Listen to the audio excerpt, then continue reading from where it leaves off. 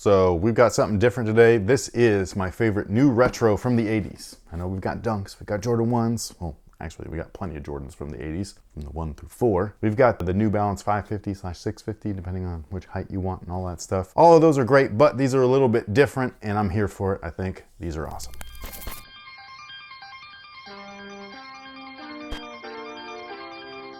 Yo, what's good guys? My name's Chris. Welcome back to the official WearTesters.com YouTube channel. Today we got a detailed look and review on these bad boys right here. This is the Asics EX89. And while this is not a brand new shoe for Asics, this is a brand new retro version of the shoe for Asics, which I think is really cool. So again, in a world where we've got just Dunks for days, Jordan 1s for days, Jordan 2s, 3s, 4s, the New Balance 550/650, all that kind of good stuff, there was another player back then, and it was Asics. Now the EX89 is a play or a reissue, I guess you could say, because it's not exactly the same as the original, as the Asics Gel Extreme from 1989. I tried looking up original versions of the shoe. I couldn't find any. It was like the 550 all over again. I was like, man, this model's so obscure. People just don't know about these. Most people that might remember them, they might want to like help Google like with the archive thing, because like Google doesn't know.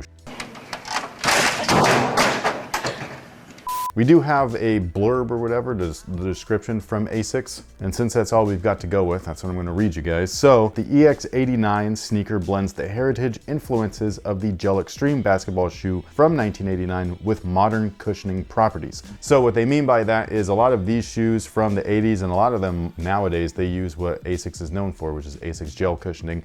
We do have a little, it's not of this shoe, but it's just like of a court shoe where you can see what their gel packs kind of look like within the midsoles and everything. It's almost like Zoom Air as far as like implementation goes, but it's a gel pack instead. Now, something that I did find very interesting though is that the shoe was originally designed by, and I'm gonna say this improperly, I apologize in advance, Toshikatsu Kayano. I don't ever know how to say that name, but in the late 80s, this was his first design project right here with the Asics brand, which I think is really interesting because he has his own running line, the Gel Kayano, which is very popular. So seeing as how he actually started in basketball was kind of cool. The colorways that you see here, basically those pay tribute or homage to 3 of the top teams in the 80s, which was not the Chicago Bulls yet. And he was having a hard time getting through all of these guys. We've got the Celtics, we've got the Lakers, and then there's a Pistons blue with a little bit of red and stuff like that. All 3 colorways, I think, look fantastic. It's also really funny because each of these 3 teams, MJ and the Bulls, eventually whooped the shit out of.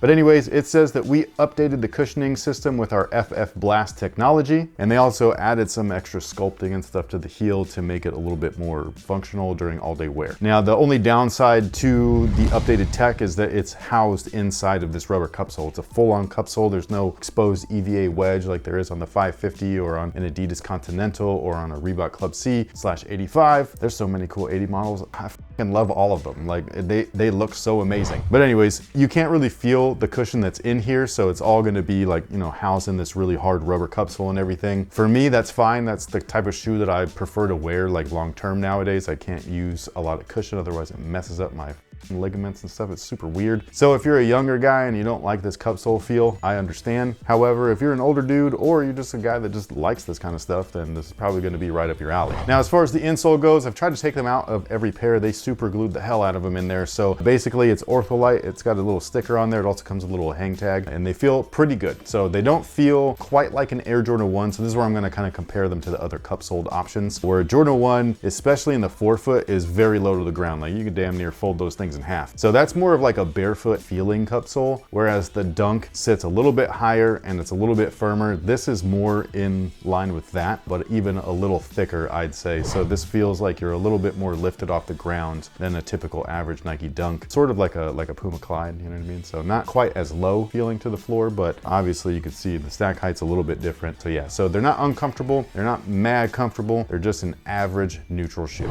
Now, the one thing that I am a little bit disappointed in is is the uppers here. So Asics, much like New Balance, is known for using really great suedes and leathers, especially on their running products and their lifestyle products. This is just very similar to the New Balance 550 to me, where the leather feels rubbery or plasticky. Now you can see the actual leather within the cut lines and things like that. So the shoe is made of primarily leather and everything like that. Just these general release colorways are very basic feeling, you know what I mean? Like the PU coat just kind of feels very plasticky. Same thing on this colorway here, the Lakers one. Same thing on the Pistons colorway. However, I was looking the shoe up and it looks like they've already done a few collabs. Those ones look like they use better materials. So if you wanted something that was more premium feeling, then I would maybe look for those. I just think that these colors look better. Like those are more like tonal colors, so they're a little bit more plain. I really love how these look like they came from the 80s. Like if I was watching Larry Bird, which I know he wasn't wearing Asics, he was wearing Converse, but if I was watching Larry Bird and Magic Johnson go head to head and these were their shoes, that would be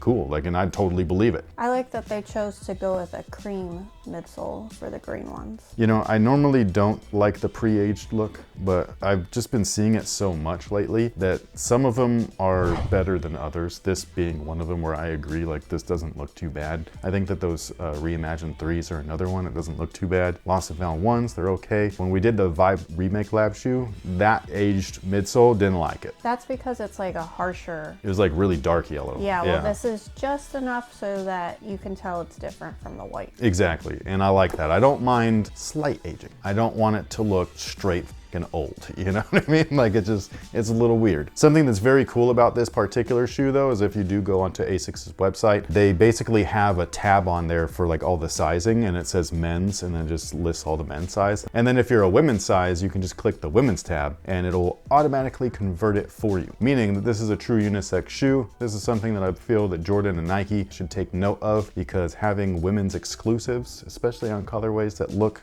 unisex, it shouldn't be a thing. Shoes are for everybody. Let's keep it that way.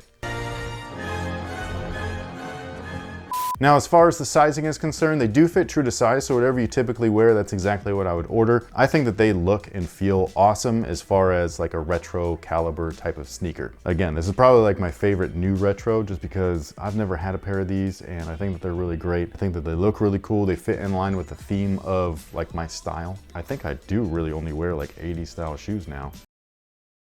So yeah, this fits right in with what I like. So clearly there's some bias here, but hey, it's all good. This is all personal preference. Whatever it is that you like to wear, go for it. Oh, I forgot to talk about the outsole. The outsole is pretty 80s. It's really thick. It's got weird ass designs on it. It almost looks like some LA Gears to me. I don't know why, but it just does. And I really dig the way that they look. I like the color blocking on them as well. This is where I feel like the Lakers and the Pistons color look better than the Celtics one, just because that gray does help accent or really showcase the pops of extra color. So I really dig these. I think that it's a great line. This is really cool to see. But with all that said, thank you guys for watching, especially if you're still here. We greatly appreciate it. You guys are really what helps keep this channel going. And I'd just like to know your guys' thoughts. What of the 3 colorways look the best to you as far as the NBA colors go? Do you have a pair already? If you do, leave your thoughts about them down below in the comment section. If you don't have a pair already, maybe you're going to be interested in trying them out. And if you end up doing that, come back here and let us know your thoughts afterwards. Because yeah, otherwise I'm just talking to a couple of cameras. That's awkward. Hello? Who's there?